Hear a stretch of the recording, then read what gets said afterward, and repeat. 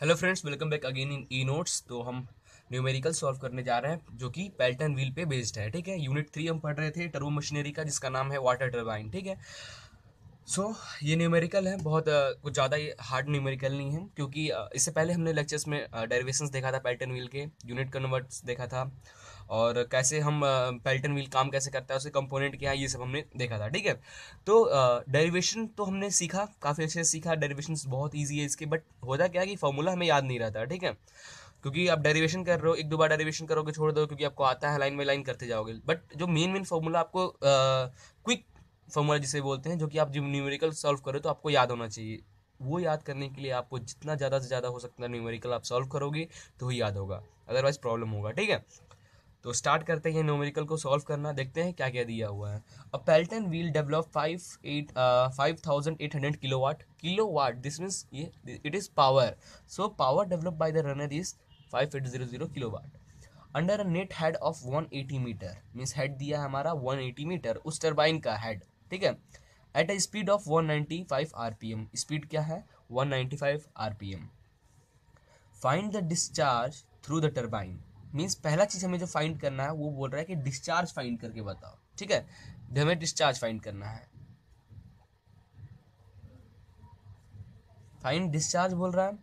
The wheel diameter, the wheel diameter, the number of jet required and the specific speed. ठीक है, हमें क्या क्या फाइंड करना है, एक्चुअली बोल रहा है find the discharge through the turbine, the wheel diameter, wheel diameter हमें फाइंड करना है, दिस मीन्स कैपिटल डी हमें फाइंड करना है। The number of jet, number of jet find करना है, this means number of jet means N J से हम डिनोट करते हैं, नंबर ऑफ जेट फाइंड करना है। एंड द स्पेसिफिक स्पीड करना है, that is an S, specific speed. तो ये हमें चार चीज फाइंड करना है। Use following assumption. Overall efficiency दिया है 86%। Overall efficiency means eta not 0.86 हो जाएगा upon 100। Now d ratio of wheel diameter to the jet diameter, ratio of wheel diameter to the jet diameter 12 दिया है, 12। And the phi, what is the phi? 0.45 क्या है हमारा, ये है speed ratio. Okay,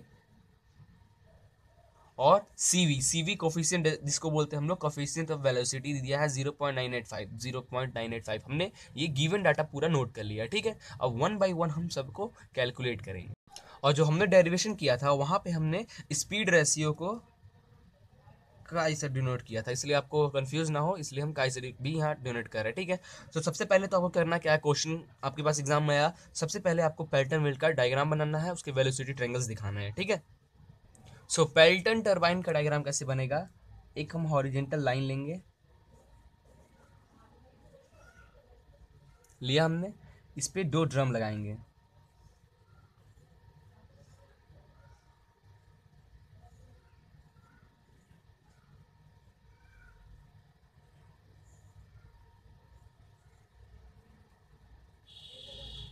ऐसा ही कुछ दिखता है पेल्टन टरबाइन का।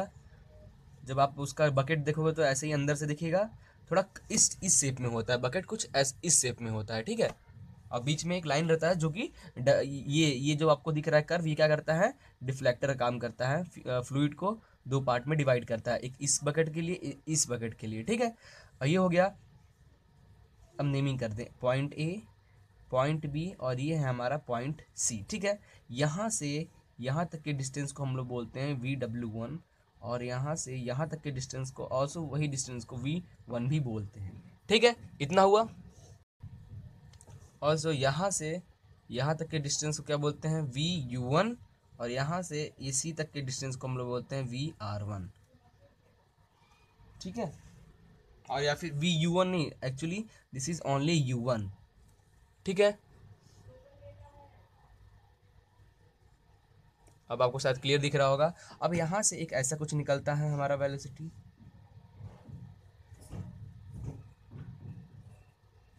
ऐसा बनता है टॉप पे। इसमें से हमारा ये जो निकला है, ये जो हमारी वेलोसिटी, ये हमारा VR2। ये क्या है हमारा V2, और ये हमारा VF2। ऐसे ही रहता है। ठीक है, यहाँ से यहाँ तक के डिस्टेंस को हम लोग बोलते हैं VW2, और यहाँ से यहाँ तक के डिस्टेंस को हम लोग बोलते हैं U2। ठीक है, तो आई थिंक आपको फिगर समझ में आया होगा। तो इससे डेरिवेशन में जो फिगर हम बनाए थे वो फिगर को देख लेते हैं, थोड़ा बड़े में है तो आपको शायद अच्छे से दिखेगा।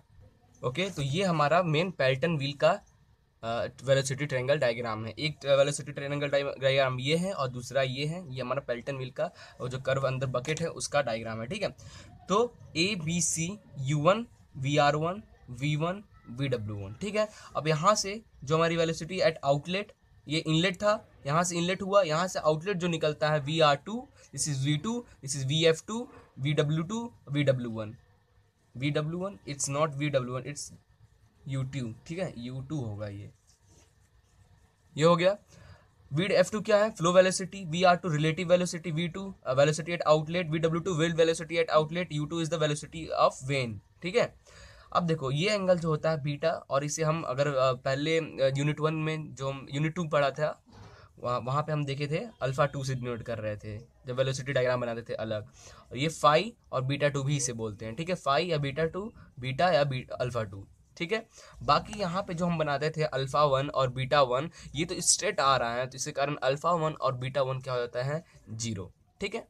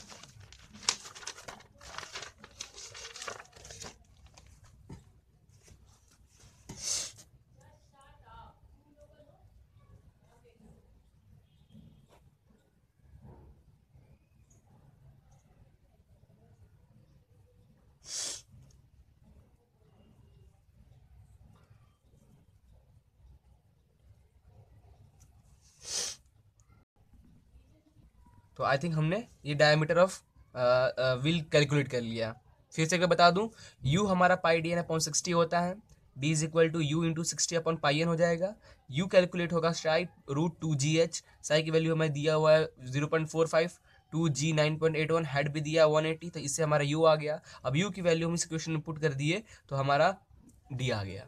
ठीक है, ठीक है, हमारा डी आ गया। अब देखो कैपिटल डी हमारा आ गया, और रेशियो ऑफ व्हील डायमीटर, तो जेड डायमीटर हमारा दिया है 12, तो जेड की डायमीटर हम निकाल लेते हैं इससे सबसे पहले। तो diameter of Z, D upon D का रेशियो दिया है 12, तो स्मॉल डी हो जाएगा कैपिटल डी अपॉन 12, और कैपिटल डी हमारा अभी आया है 2.62 अपॉन 12, तो इससे हमारा जो स्मॉल डी आएगा 0.218 मीटर।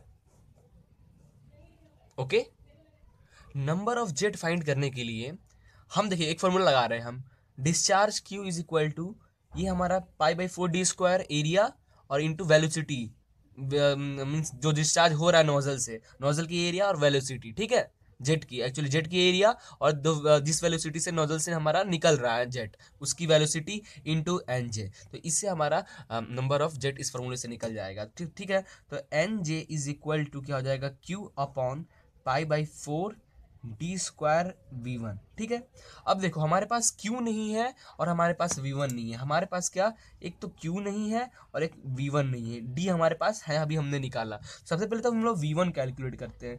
तो वेलोसिटी का एक रिलेशन आपको पता होगा, दैट इज CV/2GH, ये था। U का था chi/2GH, और V1 का, V का होता है वेलोसिटी ऑफ जेट का CV ये। ठीक है, हमारे पास CV दिया हुआ गिवन, CV क्वेश्चन में हमें दिया हुआ 0.985, नाउ 2 इंटू 9.81 इंटू हेड कितना दिया है? हेड हमारा दिया है 180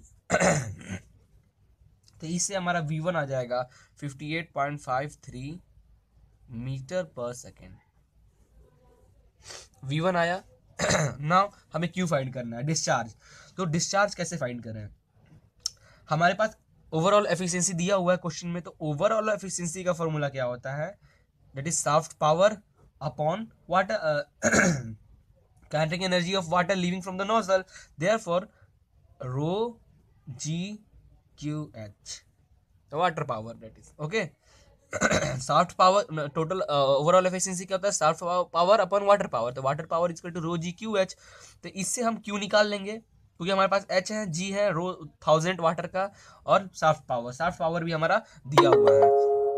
तो from this Q is equal to overall efficiency into rho G H upon shaft power, that is P. ठीक है, ये फ्रॉम दिस ओवरऑल एफिशिएंसी हमारा कितना दिया हुआ है 0.86 इंटू रो हमारा 1000 हो जाएगा।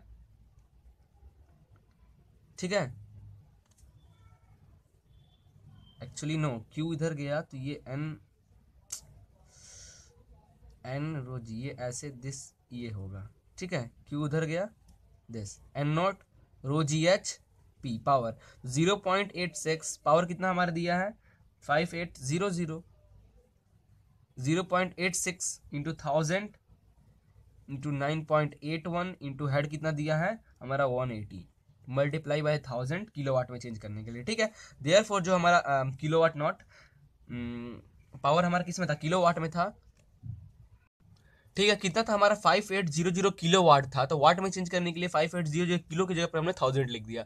ठीक है, तो इजीली इससे 1000 कट गया। अब इस इक्वेशन को सॉल्व करोगे तो आपका जो Q आएगा वो आएगा 3.82 मीटर क्यूब पर सेकेंड।